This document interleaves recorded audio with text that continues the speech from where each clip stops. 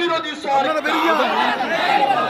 এই পটু লুটের সরকার, এই চক্রচোরের সরকার, এই দোষণবাজের সরকার।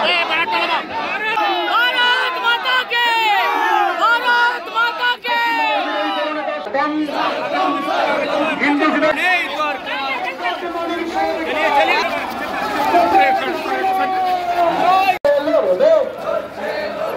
এই চাকরি চুরির বিরুদ্ধে বিজেপি লড়ছে, লড়বে।